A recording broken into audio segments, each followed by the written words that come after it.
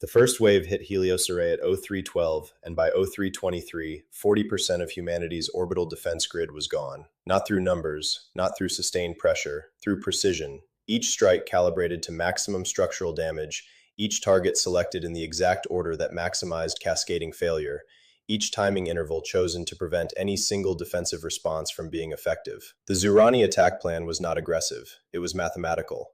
A sequence built over months of observation, tested in simulation thousands of times, executed now with the quiet efficiency of a system that had never needed a contingency because its primary plan had never failed. Commander Reed Crane watched it execute from the tactical station of Helios Array's operations center and felt, underneath the fear, something colder and more useful. The specific mental clarity that arrives when a situation is bad enough that panic becomes irrelevant, and what remains is only the part of the mind that processes problems. "They know the grid," said Captain Elena Ashford from the weapons console. She was reading the strike pattern the way Crane was reading it, backwards, tracing each impact to the decision that produced it. "Every target in dependency order. They've been watching us for months." "At least," Crane said. "Maybe longer." He kept his eyes on the display. 11 seconds between impacts. 14. 12. Variance on strike intervals? Ashford ran the numbers. Within half a second. Every time. 11 to 14 seconds, consistent within half a second, executing against a pre-mapped dependency structure. "This is a pre-calculated sequence," Crane said. "They modeled the grid, built the optimal destruction path, and they're running it." A pause. "Which means the sequence is fixed. If the grid changes, the sequence becomes wrong," Ashford finished. "Get me every engineering team on station. Not repair, reconfiguration. Different load paths, different dependency structure.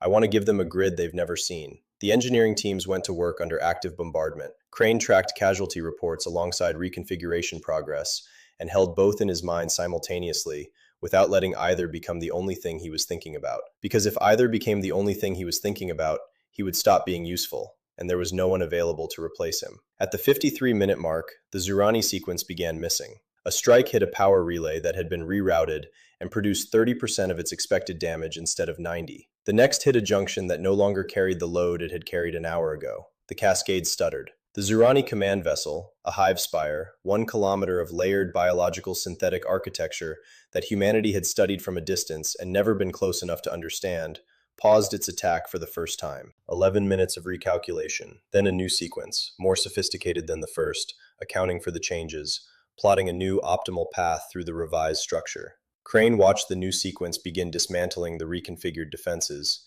Then he said, "Do it again." The second reconfiguration cost more than the first. 4 engineers lost in a relay section that took a direct hit during the work. One of them was a 23-year-old named Hayes Colton, who had been on station for 6 weeks.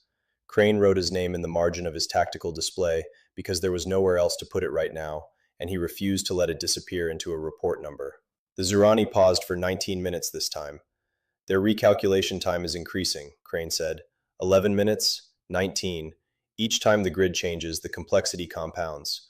Their system was built to optimize against stable architectures. We keep making it unstable. He opened the fleet channel. "All vessels, this is Crane. New directive. Your job is not to fight efficiently. Your job is to be expensive to calculate against. Every maneuver you make should force their targeting system to run a new calculation. Do not repeat patterns. Do not hold formation. Make them work for every targeting solution they build." Captain Parker Sloan on the pale horizon came back immediately. "Define expensive to calculate against." "Think about unstable ground," Crane said. "A geologist working a fault zone doesn't stand still. They probe the edges, shift their weight, change the load point before the substrate fails. You're the geologist. Their targeting system is the fault zone. Find where it breaks." A pause. Then Sloan said, "Copy that." She had spent 3 years on geological survey operations in the outer systems. She knew exactly what he was describing. What followed over the next 40 minutes produced the strangest fleet engagement in recorded compact history. Human vessels moving in patterns that the Zurani optimization model classified as tactically incoherent, angles of approach that exposed them unnecessarily, groupings that created overlapping vulnerability, maneuvers that sacrificed every conventional advantage for no discernible reason. The reason was that the conventional advantages were already gone. What remained was the option to be confusing, and humanity was taking it fully. The Hive Spire's targeting systems acquired and released locks repeatedly as the patterns shifted. The optimal strike solution against one formation became suboptimal the moment the formation changed, and the formations kept changing, and each change cost time, and time was the only thing humanity had that the Zurani hadn't taken yet. At hour 2, 40 minutes, Lieutenant Emmett Shore at Signals said, "Tight beam transmission from the hive spire. Outward. Deep space. Not aimed at us." Crane felt something shift. How long before whatever's waiting on that vector reaches us? Shore calculated. Minimum 6 hours. Probably 8. 6 hours. The grid was still functional, improbably. The Zurani were into their third recalculation. The human fleet was burning fuel and nerve, and the particular resource that has no name but runs out faster than any other in sustained engagements. But they were still here. "Get me the weapons lead from the Starfall," Crane said, "and pull everything we have on Hive Spire external architecture. I want their communications relay cluster location." Ashford looked at him. "You want to cut the transmission?" "I want to make them explain their own silence," Crane said. "Whatever is waiting on that vector is already concerned. I want it confused." Captain Sloan had been watching the Hive Spire's port flank for 20 minutes when the window opened. Not a physical gap, a computational one. A moment when the targeting system was simultaneously managing 7 active threat assessments and allocating capacity to the third recalculation. And the point defense network covering the port flank dropped to 81% optimal response coverage for a window of approximately 22 seconds. Sloan had been a geological survey specialist before the Zurani arrived. She understood fault lines. She understood that stable-looking surfaces had stress points that only became visible when you knew where to look and had been patient enough to watch. She took the pale horizon through the window. The approach vector was, by every conventional metric, suicidal. A direct line that exposed the ship's least armored section to 3 active weapon systems, while relying on a drift coefficient calculation with a 12% margin of error. The Zurani targeting system built an optimal strike solution in 4 seconds. The solution was correct. The ship was no longer in that position when it executed. Sloan had moved, and the drift coefficient had landed in the 88% that worked, and the pale horizon came out of the maneuver on the Hive Spire's port flank, with its strike package armed, and the communications relay cluster exactly where the file said it would be. The tight beam transmission to deep space cut off mid-sequence. The Hive Spire went into its longest recalculation yet, 47 minutes. Quick pause. If this story has you hooked, subscribe now and hit the bell. Now back to it. During those 47 minutes, the drone complement continued operating on their last cached instructions, built against a grid and a fleet that had been comprehensively different for the past 2 hours, and accomplished very little. And during those 47 minutes, Crane did something that he had been building toward without quite naming it. He stabilized the grid. Deliberately. Completely. Let it settle into a coherent architecture for the first time in 4 hours. Let the Zurani sensors see something that made sense. Let their systems run a clean calculation against a stable target. He let them build their sequence. Let them commit to it. Let the confidence accumulate in their targeting metrics. Let them orient fully toward the stable grid they had been waiting to see. And then, 39 minutes into their 47-minute recalculation, when the sequence was complete and the commitment was deep, he changed everything. The final reconfiguration. The Hive Spire's response time was 91 minutes. Crane used every one of them. Not for rest, not for repair. There wasn't time. He used them to prepare the thing he had been building toward across 6 hours of engagement, the thing that had been forming in the operational part of his mind that worked faster than words. He opened the fleet channel. "All vessels, this is Crane. What I'm about to ask requires something that military doctrine doesn't have a good word for. I'm going to ask you to be individually unpredictable. Not as a fleet, as 41 separate problems, each ship operating on full autonomy. No coordination, no shared patterns, no decision that could be predicted from your previous decisions." He paused. "The Zurani system is building its best sequence right now. When it launches, I want it to find 41 different targets, each one doing something different, each one requiring a separate calculation. I want to make it work harder than it has ever worked in its operational history." Another pause. "This is the last window. Use it." 41 vessels scattered across the space around Helios Array.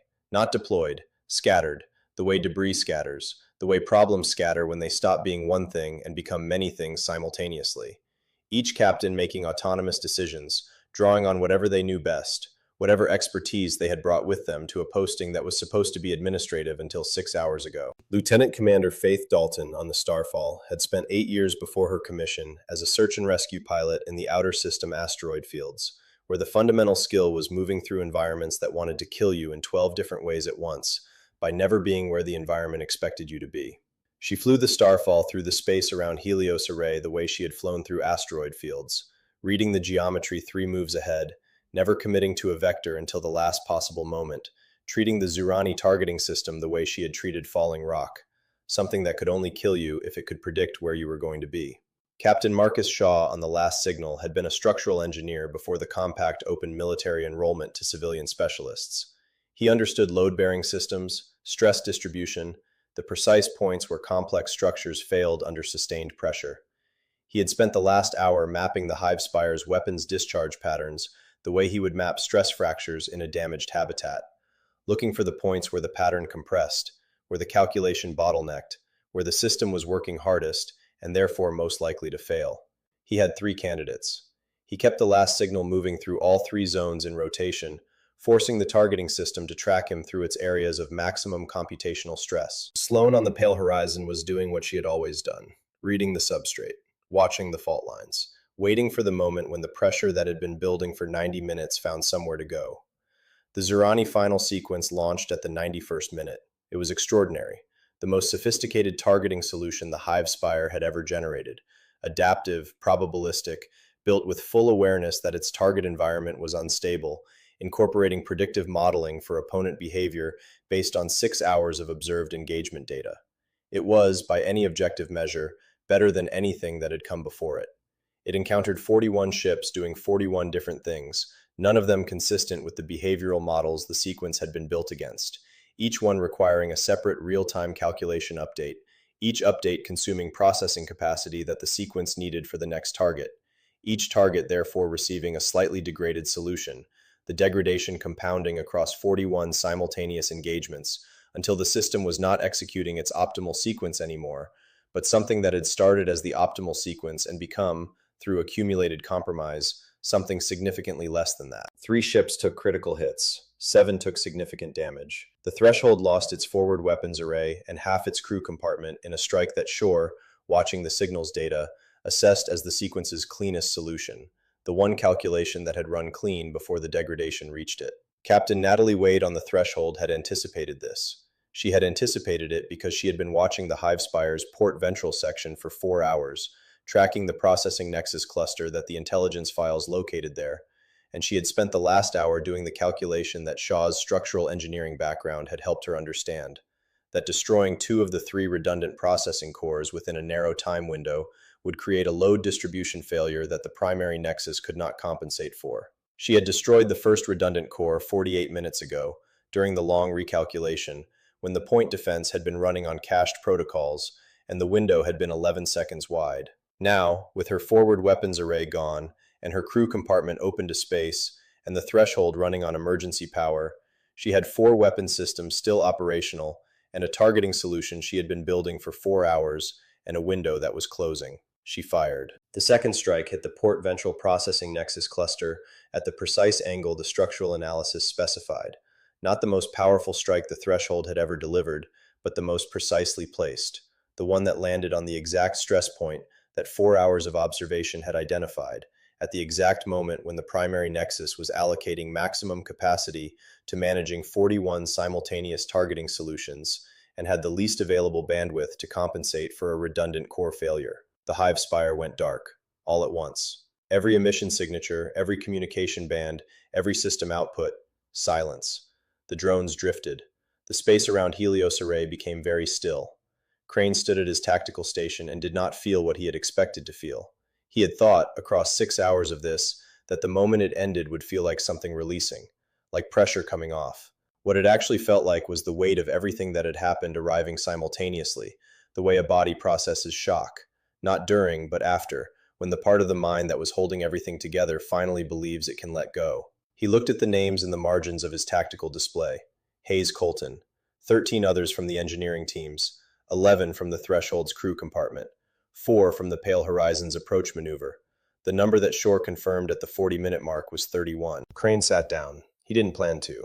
His legs made the decision for him, and he sat, and he looked at 31 names written in the margins of a tactical display, and he let himself hold that for a moment before he did anything else. Ashford found him there 20 minutes later. Her left arm was in a temporary brace from a console impact during the worst of the final sequence. She sat beside him without speaking, which was the correct instinct. "The transmission vector," she said finally. "Still silent," Crane said. "6 hours before anything on that vector reaches us. Probably more. What do we do with 6 hours?" Crane looked at the tactical display. The dark shape of the hive spire drifting, the 4 drones without instruction, the grid, damaged, patched, reconfigured beyond any coherent engineering logic, held together by the accumulated desperation of people who had kept changing it, because changing it was the only option available. "We changed the grid again," he said. "Not because there's a threat, because the habit of changing before the threat arrives is the habit that kept us alive for 6 hours against something that should have finished this in 2. He paused. "And we get better at it." "How do you keep doing that?" Ashford asked. "Keep becoming something the model didn't predict." Crane thought about the engineering teams in the fire zones, about Sloan reading the hive spire the way she read fault lines,